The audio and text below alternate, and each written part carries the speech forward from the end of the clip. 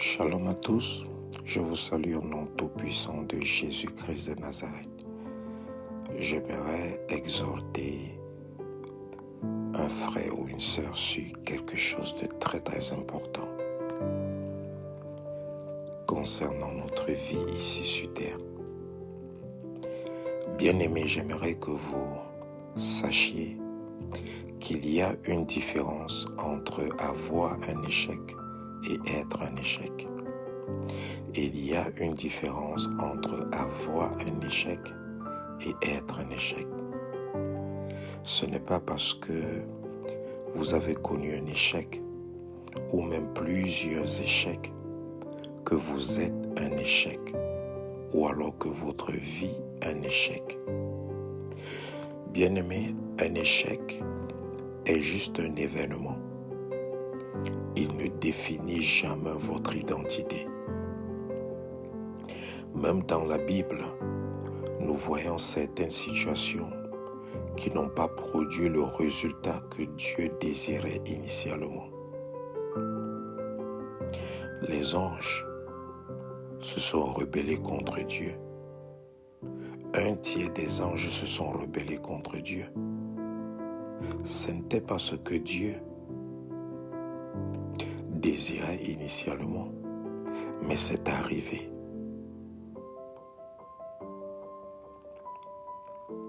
Nous voyons Adam qui a désobéi à Dieu. Il fut chassé du jardin d'Éden. Ce n'est pas ce que Dieu avait prévu. Ce n'était pas ce que Dieu désirait, mais c'est arrivé. Nous voyons le roi Saül que Dieu a été obligé de rejeter parce qu'il lui a désobéi à plusieurs reprises. Dieu avait choisi Saül comme roi, mais Saül l'a déçu en chemin.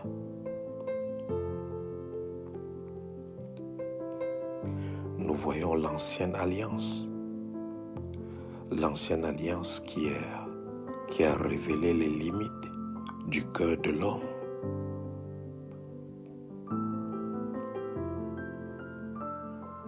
Et Dieu s'est retrouvé dans une situation où il a fallu remplacer cette ancienne alliance. Parce que cette ancienne alliance, celle de la loi au travers de Moïse, n'avait pas produit les résultats que Dieu attendait. Tous ces événements que je viens de citer,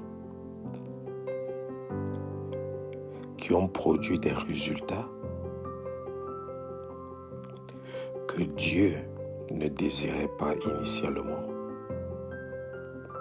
n'ont pas empêché Dieu de poursuivre son plan.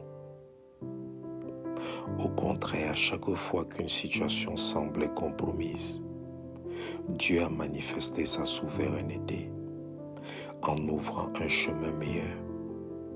Là où Adam avait échoué, Dieu a envoyé Jésus-Christ, le dernier Adam, pour accomplir parfaitement son dessein. Là où Saül a failli, Dieu a suscité David, un homme selon son cœur. Là où l'ancienne alliance révélait les limites de l'homme sans pouvoir le transformer pleinement, Dieu a établi une nouvelle alliance, une alliance meilleure, fondée sur la grâce et le sacrifice parfait de Jésus-Christ. Bien-aimés, ces exemples nous enseignent que Dieu ne s'arrête jamais à un échec.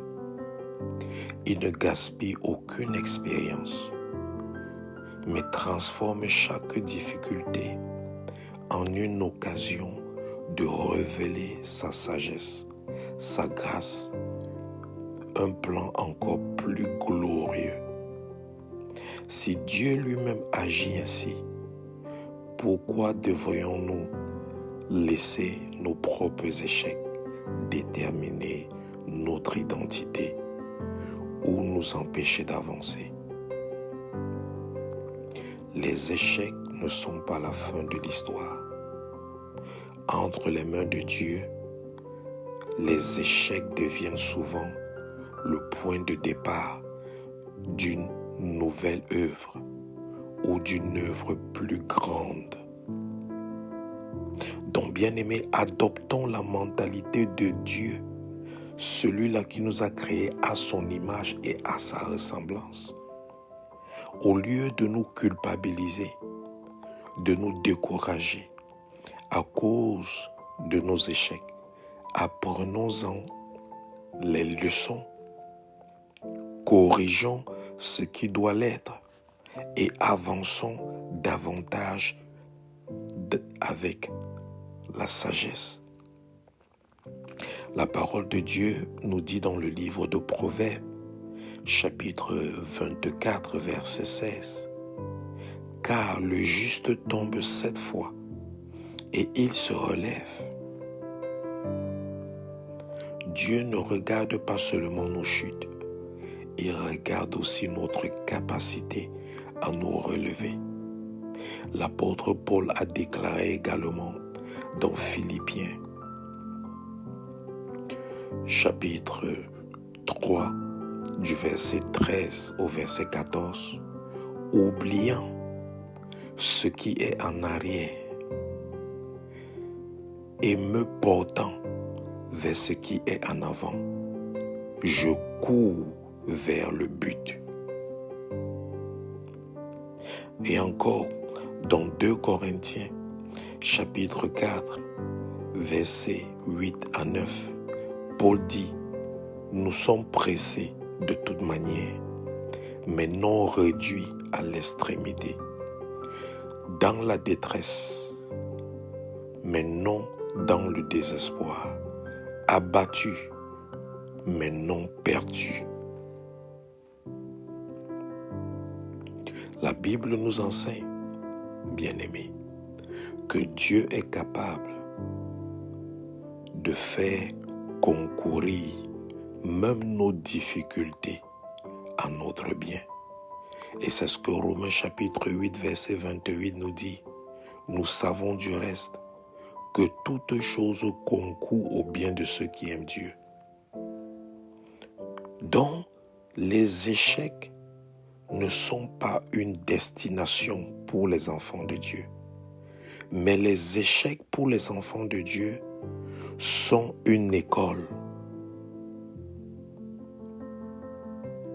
Les échecs pour les enfants de Dieu ne déterminent pas leur avenir. Mais les échecs pour les enfants de Dieu sont tout simplement une étape de préparation. Lorsque les enfants de Dieu acceptent d'en tirer des leçons. Donc, arrêtez de perdre votre énergie à compter vos échecs. Utilisez plutôt votre énergie pour construire ce que Dieu vous appelle à devenir. Que Dieu vous accorde la grâce de vivre, de fonctionner avec cette mentalité que lui-même il utilise. Une mentalité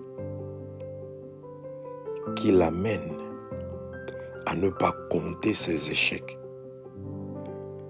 mais plutôt utiliser ses échecs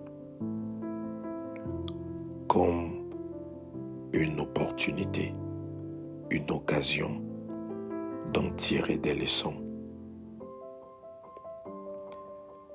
et d'apporter des solutions plus efficaces. Que Dieu vous bénisse. Shalom.